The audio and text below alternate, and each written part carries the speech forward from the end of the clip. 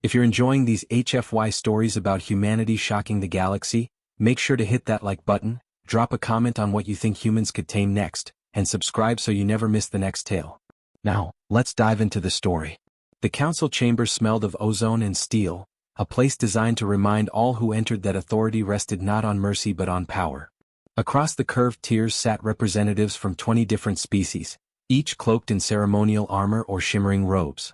At the chamber's center, on a lower dais, stood the hunters, muscular, scaled, feathered, or furred, each carrying the mark of 1,000 battles. They were the chosen few, summoned for a single purpose, to bring down the apex predator. Every whisper in the chamber echoed the same word. Apex. The syllables carried a weight that drew cold sweat even from those who prided themselves on fearlessness. Tales of the beast had spread across trade routes and war fronts, armored battalions torn to ribbons, fortified outposts reduced to silence, entire species vanishing into the forests where the creature ruled.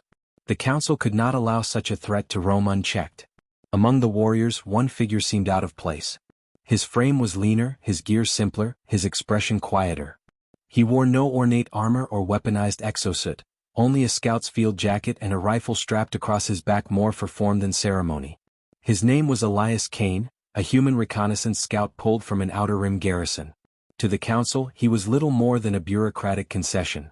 Earth had insisted on representation, and so they had provided a single man. The other hunters looked him over with open disdain.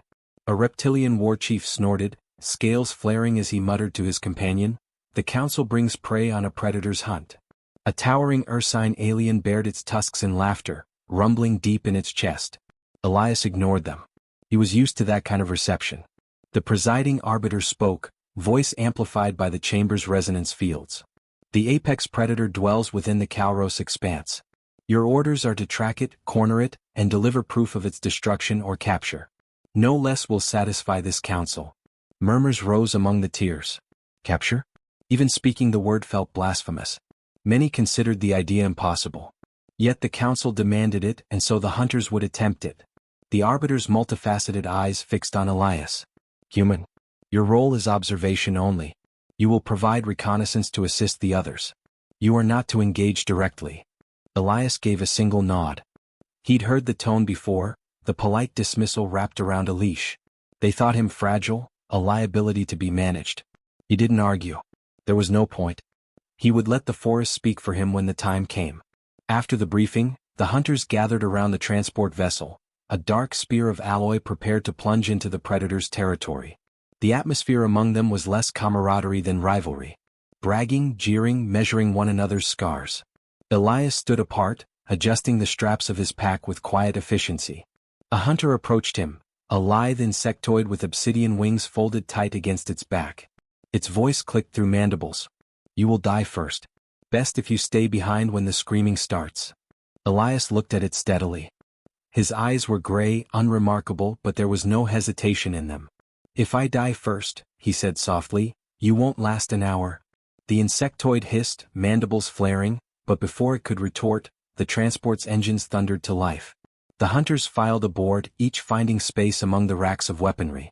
Plasma launchers, gravnets, ion rifles, all gleaming tools of death engineered for wars that spanned star systems. Elias carried none of them. He kept only his pack, his rifle, and a worn hunting knife sheathed at his hip. The voyage was silent except for the thrum of the engines and the occasional clatter of armor plates. Elias sat with his back to the hull, eyes closed, breathing evenly. The others mistook it for nerves. In truth, he was listening, to the rhythm of the ship, the faint shift of weight as the hunters moved, the cadence of their breathing. These were men and women bred for violence, yet none of them knew how to disappear into silence. None of them knew what it meant to wait still for days until the land itself revealed its secrets. The Calros expanse unfurled beneath them, a wilderness of black-barked trees and stone ridges, stretching farther than the eye could see. The canopy shimmered with bioluminescent spores, casting ghost light through the fog. It was beautiful in the way a storm at sea is beautiful, breathtaking and merciless. The apex predator ruled here, and the land bore the scars of its dominion. The transport descended into a clearing scorched bare by fire. Claw marks gouged into the surrounding trunks spoke of something massive passing through, larger than the dropship itself.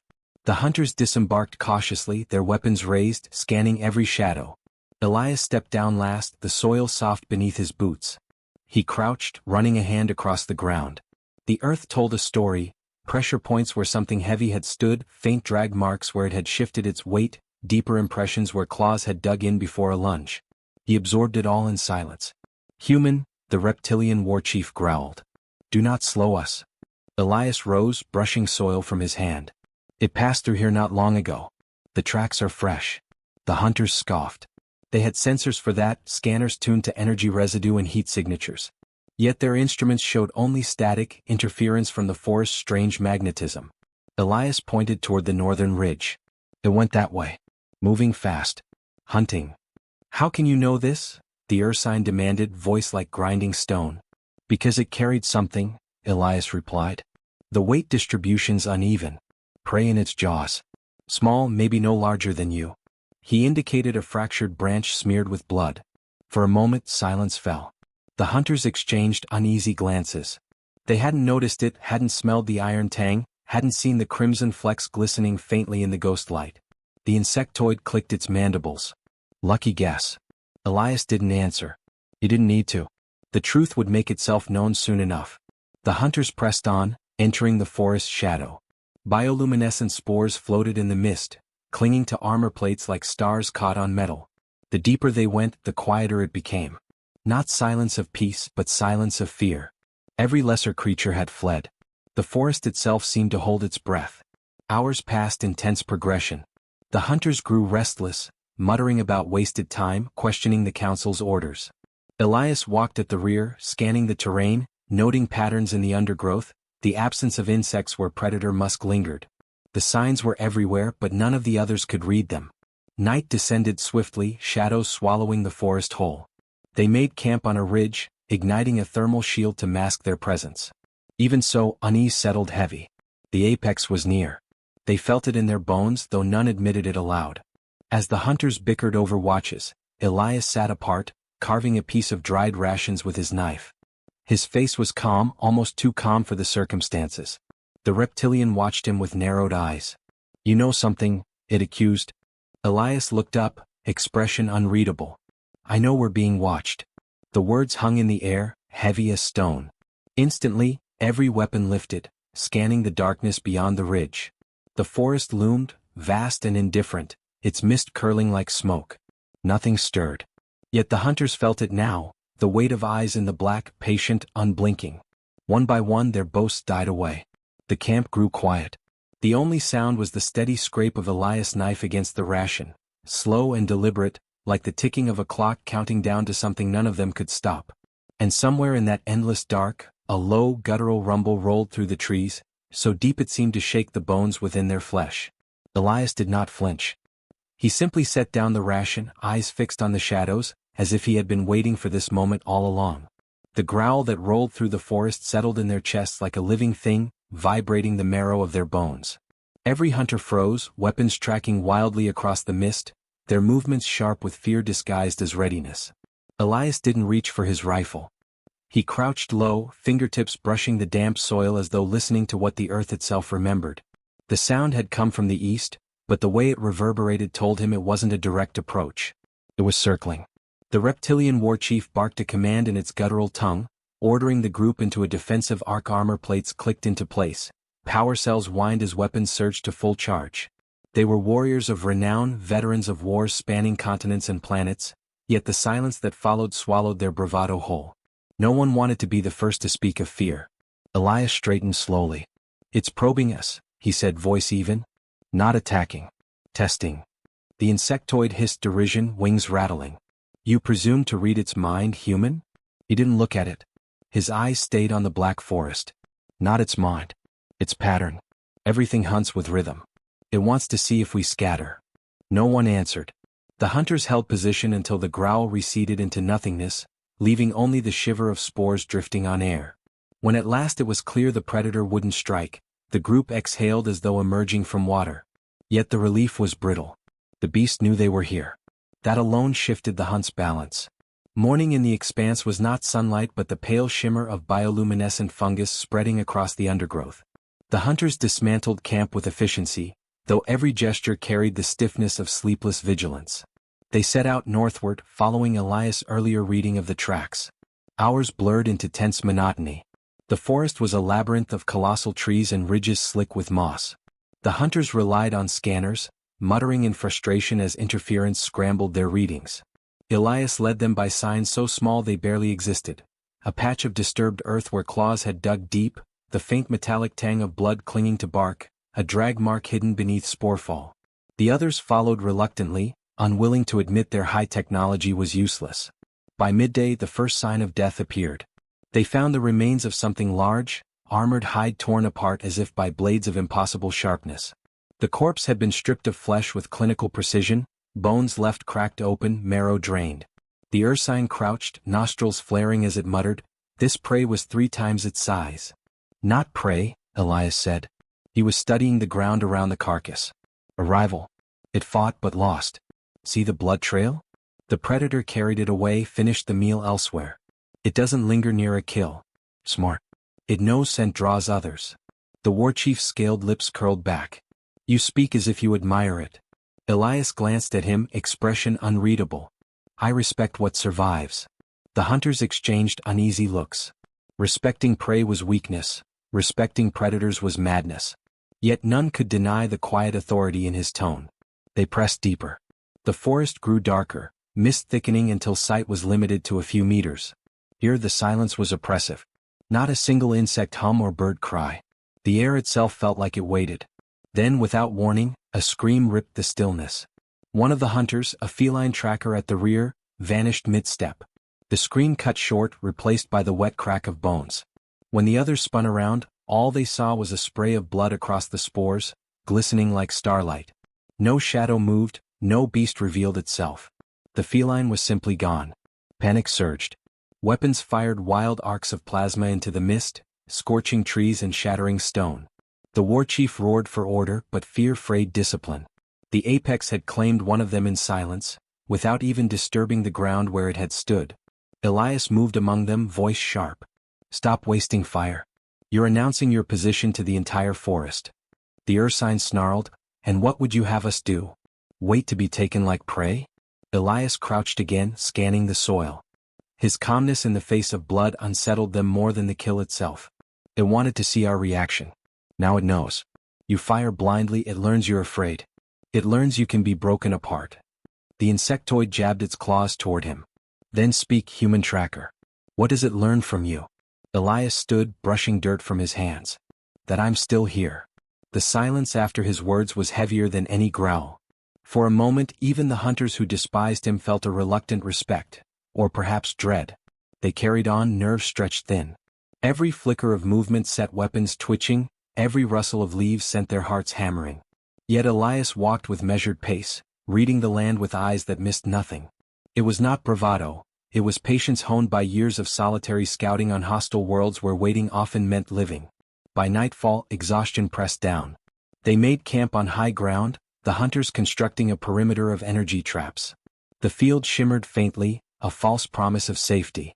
Elias said nothing, only lit a small fire with flint and steel. The others sneered at the primitive flame, until they realized the smoke masked their scent more effectively than their technology. They didn't admit it, but they sat closer to the fire than to their traps. As they settled uneasily, the reptilian approached Elias. Its scales glowed faintly in the firelight, eyes narrowing. "Tell me, human. You walk these woods as though you know them. What do you hide?" Elias didn't look up from the ration he was slicing with his knife. "I don't hide. I observe." "Observation will not save you," the reptilian sneered. Elias finally met its gaze, his voice quiet but firm. "It already has." The war chief started to retort, but the words died as a shadow shifted just beyond the firelight. Not the slow drift of mist or sway of branches, but deliberate movement. Large. Controlled. The hunters reached for weapons, but Elias raised a hand, stopping them. The shadow paused. A deep rumble rolled through the dark, the same sound from the night before, but closer now. So close they could feel the vibration in their teeth. The hunters' weapons trembled in their grip, fear making their aim unsteady. Elias stood slowly, stepping beyond the glow of the fire. The hunters hissed warnings, demanded he return, but he ignored them. His silhouette merged with the mist, leaving only the faint reflection of firelight on the blade of his knife. The growl deepened, then stopped. The silence that followed was worse than the sound. Something enormous waited just beyond sight, patient, assessing. Elias lifted his hand, not in threat but in greeting. The hunters could not breathe, could not comprehend what they were seeing. For an instant, the air shifted, carrying a musky scent that prickled every instinct, screaming of predator. And then, without warning, the shadow withdrew. The forest swallowed it whole. Elias returned to the fire, his expression unreadable. He sat, resumed cutting his ration as though nothing had happened. The hunters stared at him, at the fire, at the darkness pressing against them. None spoke, but all of them felt the same thing gnawing in their chest. The apex predator had come within reach of slaughter, and yet, for reasons they could not fathom, it had spared them. And Elias Kane had known it would. Dawn broke as little more than a dim glow through the bioluminescent canopy, the mist still heavy, curling like smoke over the ridge. The hunters woke hollow-eyed, their nerves rubbed raw by a night spent waiting for claws to close around their throats. They ate in silence, chewing dried rations with jaws tight, every sound too loud in the suffocating quiet. Elias sat apart, calm as if sleep had been his ally instead of the enemy. He finished his meal, cleaned his knife, and rose without a word, scanning the treeline as if listening to something only he could hear. The reptilian war chief finally broke the silence, spitting venom into the dirt. "It toys with us. We should bait it. Force it into the open and burn it down." The ursine growled low, tusks gleaming. "Bait? With what? We've already lost one."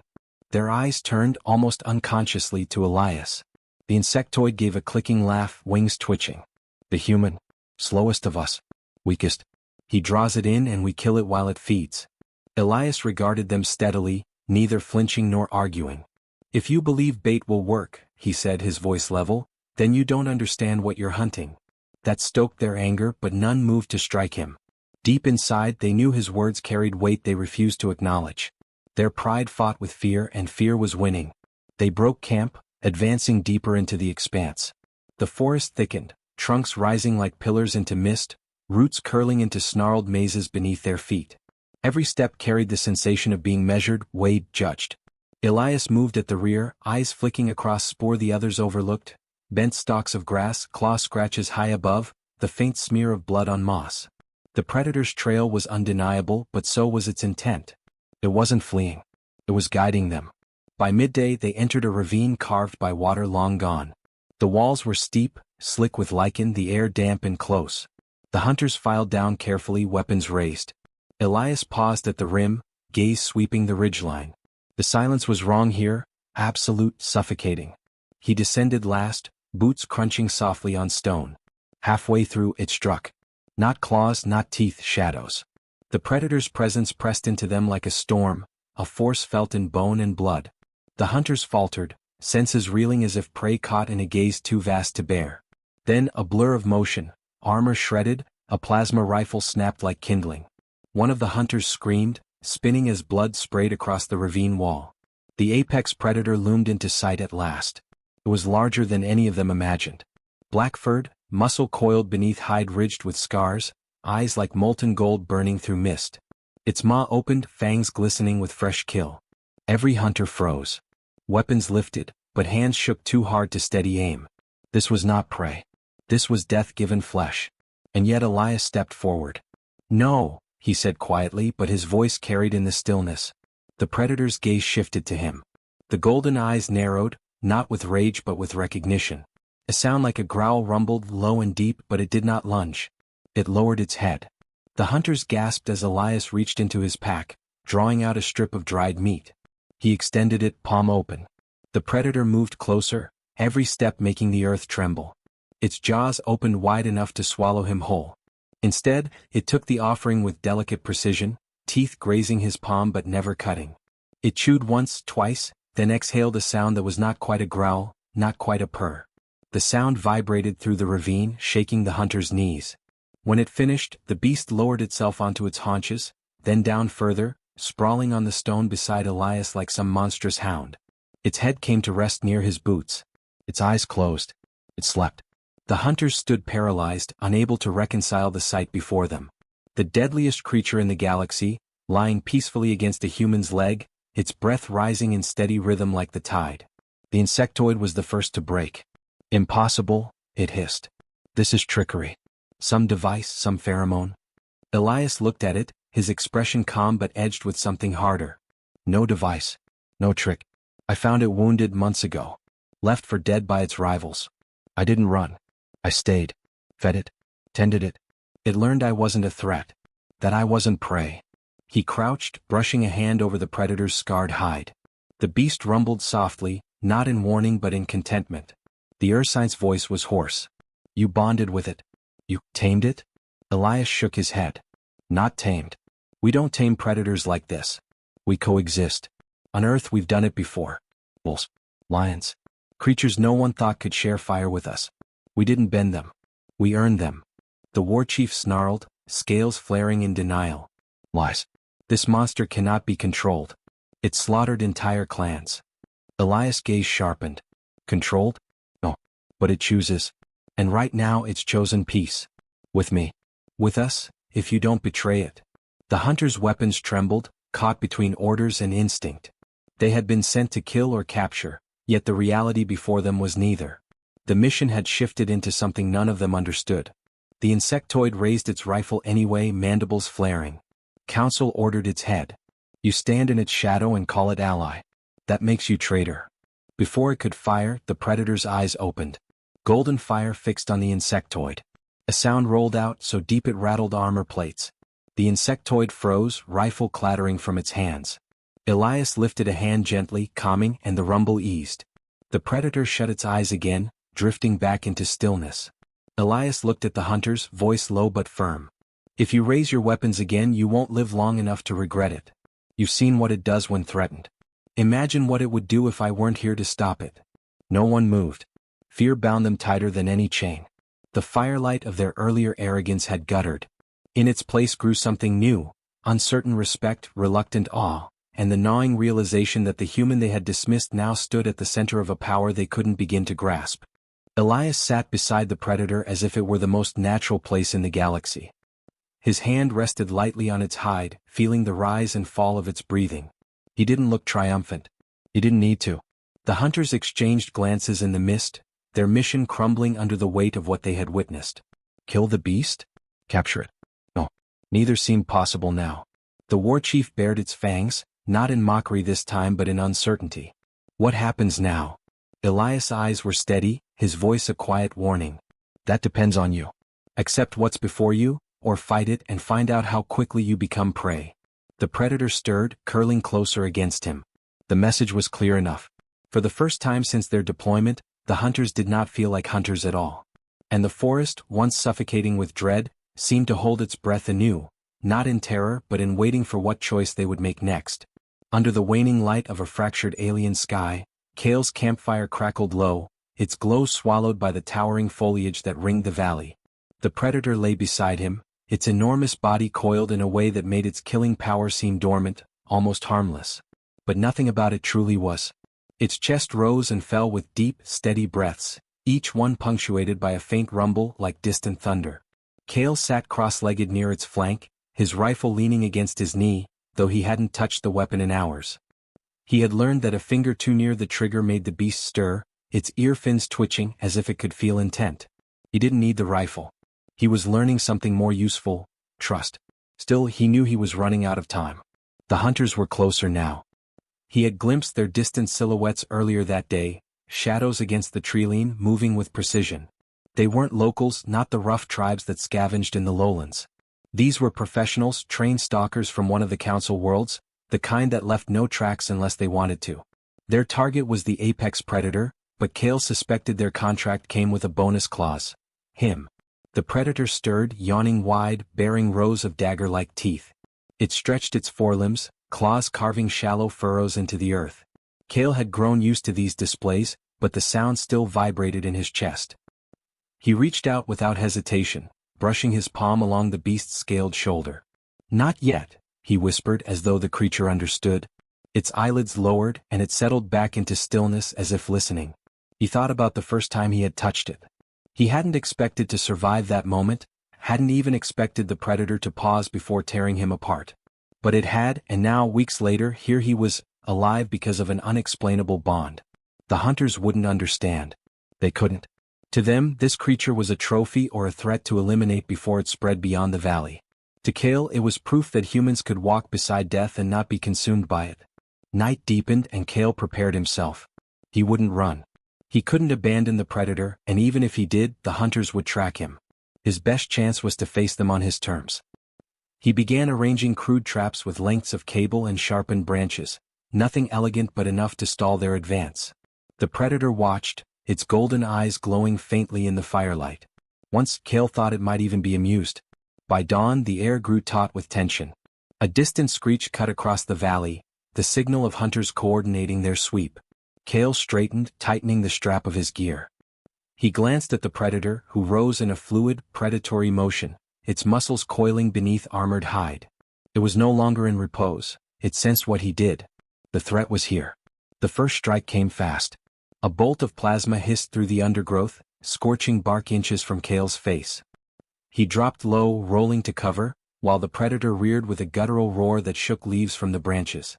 From the shadows emerged 3 hunters, their armor darkened to match the terrain, visors glowing faintly. They moved in practiced unison, rifles raised.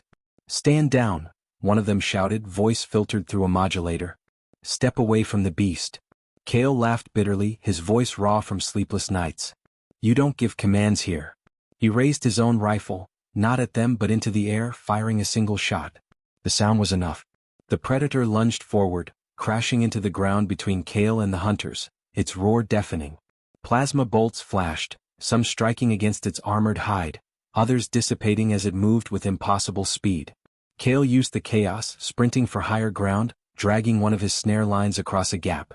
The first hunter pursuing him hit it hard, crashing into the dirt as Kale pivoted and slammed his rifle butt into the man's visor. The crack of shattering glass echoed as the hunter fell limp. Kale didn't look back. The predator fought like a storm unchained.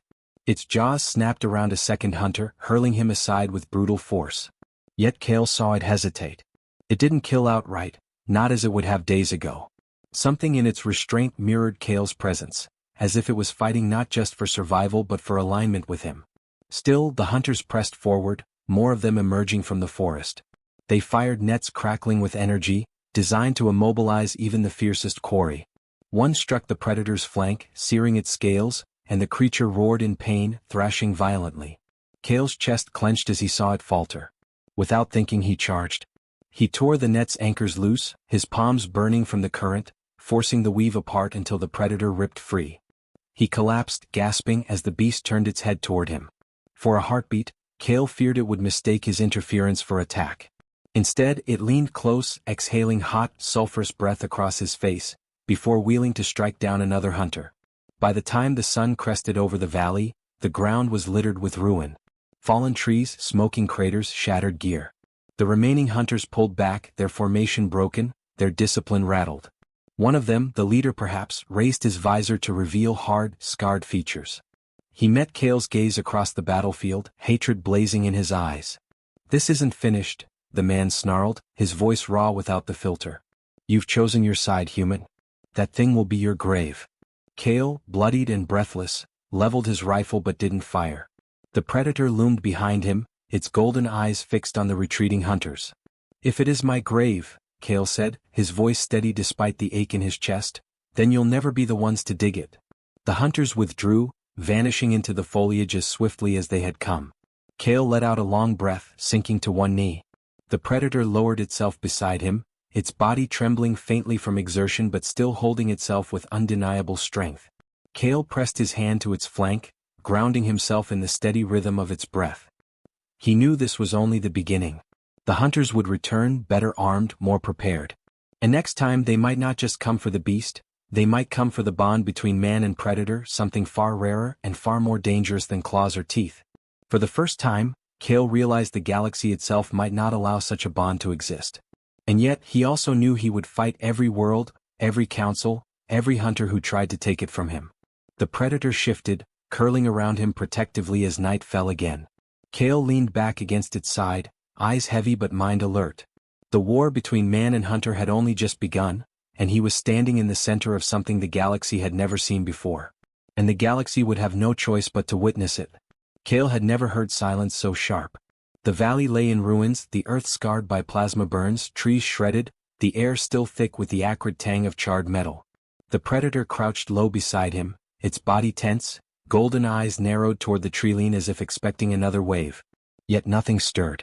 The hunters had withdrawn hours ago, but Cale knew absence didn't mean safety. Absence meant they were preparing for the final blow. His ribs ached with every breath. His palms were blistered from tearing apart the net, his arms heavy as lead. He wanted nothing more than to close his eyes and sleep for days, but the predator would not rest, and so neither could he. It had pressed close through the night, its warmth a shield against the bitter cold, its slow, steady heartbeat a reminder that their strange bond had not fractured, not even under fire. In that, Cale found enough strength to keep moving. When dawn came, it brought clarity. Cale climbed a ridge overlooking the valley, scanning for any trace of movement.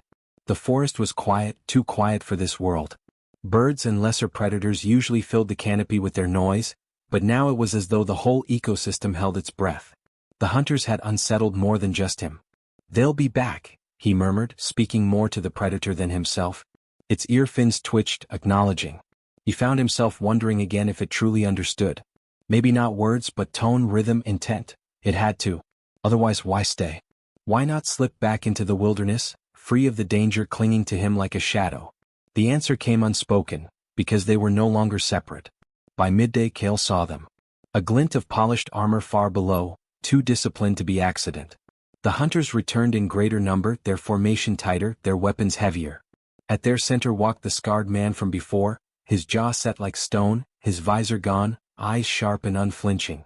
This was no mere pursuit, it was a reckoning. Cale descended to meet them. He could not wait to be cornered again, not when the predator's life would be the cost. Together, man and beast moved as one, slipping through the undergrowth with uncanny coordination.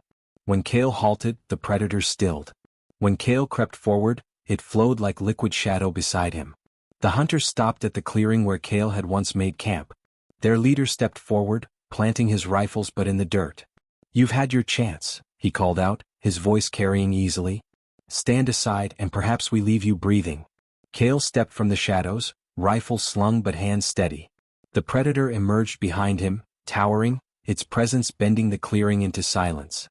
For a fleeting moment, the hunters hesitated, their discipline cracked by instinctive fear. Cale seized it.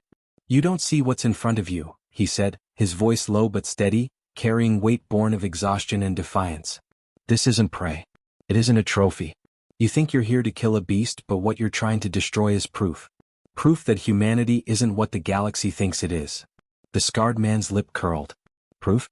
All I see is a monster that should have torn you apart. Whatever leash you think you've found, it'll break. And when it does, it won't just kill you, it'll kill everything." Cale shook his head. "You've spent your life believing domination is the only way to survive. But maybe that's why you'll never understand this. Trust isn't a leash. It's a choice. And it's one you'll never make." The standoff shattered in an instant.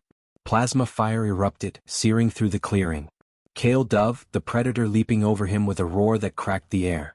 It hit the front line like a landslide, scattering armored bodies, jaws and claws striking with terrifying precision. Cale fired from cover, his shots sharp, deliberate, not wasting a single round. Each bullet drove back another hunter, buying the predator space to move. But the hunters were relentless, surging forward despite the carnage. They unleashed drones, small and fast, spitting streams of fire that burned into the predator's hide. The creature howled in pain, collapsing to one knee. Cale's heart seized, but he forced himself into motion, sprinting through the chaos, tackling one of the operators controlling the drones. They rolled across the dirt, the hunter stronger, heavier, pressing a blade toward Cale's throat. Cale twisted, teeth gritted, and drove his elbow into the man's jaw before wrenching the controller free and smashing it under his boot. Sparks flew, the drones faltering. The predator surged back to its feet with a snarl that rattled Cale's bones. It swept through the remaining hunters like a storm, its scales scorched, its body bleeding, yet its movements no less furious. And still, Cale fought at its side, rifle barking, every breath burning in his lungs. At last only the scarred leader remained. He circled Cale slowly, blade in hand, eyes burning with hatred. "You think this makes you more than human?" he hissed. "You think the galaxy will celebrate you for this?" Cale raised his rifle, but the man moved with brutal speed, knocking it aside. The blade flashed, slicing across Cale's arm. Pain flared, but Cale caught the man's wrist, forcing it back. They struggled, strength against will, until the predator's shadow fell over them both. Its golden eyes locked onto the hunter, its massive head lowering until its teeth gleamed inches from his throat. The leader froze, chest heaving, every muscle taut. For the first time, fear cracked through his defiance. Kale, gasping, pressed his words like a blade of his own. You see it now, don't you? Could kill you. Should kill you. But it won't. Not because I command it. Because it chooses. The predator growled, the sound deep, primal, vibrating through the soil. Then, slowly, it turned its head, releasing the man from its gaze. It stepped back, curling protectively around Kale instead. The leader staggered, disbelief etched in every line of his scarred face. He looked at Kale not as prey, not as a rival, but as something he could not define. Finally, with a bitter snarl, he spat into the dirt. This isn't over. He retreated, his broken hunters dragging themselves into the forest shadows, leaving their dead and their pride behind. Kale collapsed, trembling, his blood soaking through torn fabric. The predator lowered itself beside him, pressing its massive head against his shoulder. He let out a ragged laugh, half pain, half triumph, his hand resting on its scaled brow. No, he whispered, voice hoarse but resolute. This is just the beginning. Above them, the sky broke open with the light of dawn, streaks of gold piercing the valley's gloom. The hunters were gone, but their whispers would spread. The story would not die here. It would carry across worlds, through council chambers and soldier camps, a tale that unsettled the order of things, that the galaxy's deadliest predator had chosen to sleep beside a human, and together, they had faced down those who sought to end them. Kale tightened his grip on the predator's hide as exhaustion pulled at him. Whatever came next, he would not face it alone. The bond they had forged was no accident, no miracle. It was a declaration. And the galaxy would learn, sooner or later, that man and beast together were something it had never prepared for. As Kale's eyes closed, the predator's steady breathing lulled him, not as a lullaby of safety, but as a promise of war to come. A war not fought for survival alone, but for the right to redefine what survival meant. And in that union, fragile and fierce, lay the seed of a revolution the galaxy would never forget.